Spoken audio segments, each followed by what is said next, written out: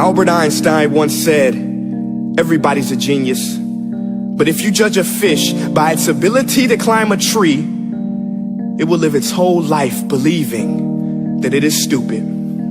Ladies and gentlemen of the jury, today on trial we have modern day schooling. Glad you could come. Not only does he make fish climb trees, but also makes them climb down and do a 10-mile run. Tell me, school, are you proud of the things you've done?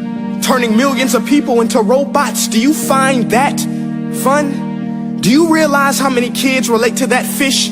Swimming upstream in class, never finding their gifts, thinking they are stupid, believing they are useless? Well, the time has come, no more excuses. I call school to the stand and accuse him of killing creativity, individuality, and being intellectually abusive. He's an ancient institution that has outlived his usage.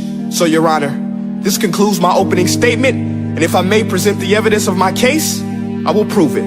Proceed. Exhibit A. Here's a modern day phone. Recognize it? Here's a phone from 150 years ago. Big difference, right? Stay with me. Here's a car from today, and here's a car from 150 years ago. Big difference, right? Well, get this. Here's a classroom of today, and here's a class we used 150 years ago. Now ain't that a shame? In literally more than a century, nothing has changed. Yet you claim to prepare students for the future? But with evidence like that, I must ask, do you prepare students for the future or the past? I did a background check on you and let the record show that you were made to train people to work in factories, which explains why you put students in straight rows, nice and neat, tell them sit still, raise your hand if you want to speak, give them a short break to eat, and for 8 hours a day, tell them what to think. Oh, and make them compete to get an A letter which determines product quality, hence grade A of meat. I get it. Back then, times were different. We all have a past. I myself am no Gandhi. But today, we don't need to make robot zombies. The world has progressed. And now we need people who think creatively, innovatively, critically, independently, with the ability to connect. See, every scientist will tell you that no two brains are the same. And every parent with 2 or more children will confirm that claim. So please explain why you treat students like cookie cutter frames or snapback hats, giving them this one-size-fits-all crap. Watch your language. Sorry, Your Honor, but if a doctor prescribed the exact same medicine to all of his patients, the results will be tragic. So many people would get sick, yet when it comes to school, this is exactly what happens. This educational malpractice, where one teacher stands in front of 20 kids, each one having different strengths, different needs, different gifts, different dreams, and you teach the same thing the same way? That's horrific. Ladies and gentlemen, the defendant should not be acquitted. This may be one of the worst criminal offenses ever to be committed. And let's mention the way you treat your employees. Objection. Overruled. I want to hear this. It's a shame. I mean, teachers have the most important job on the planet, yet they're underpaid? No wonder so many students are short-changed.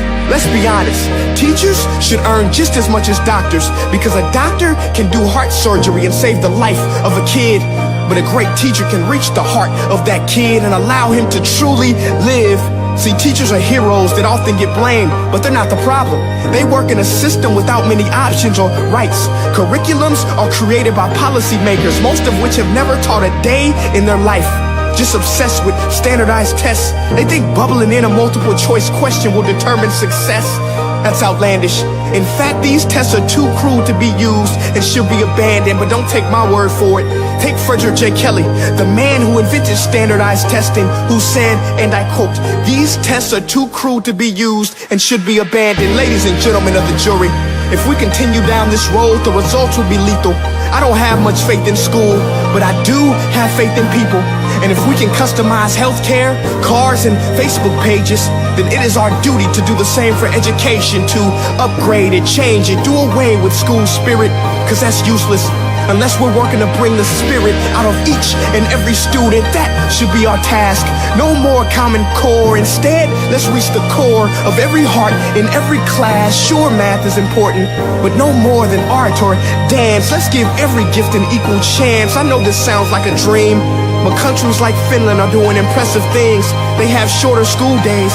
Teachers make a decent wage. Homework is non-existent, and they focus on collaboration instead of competition. But here's the kicker, boys and girls.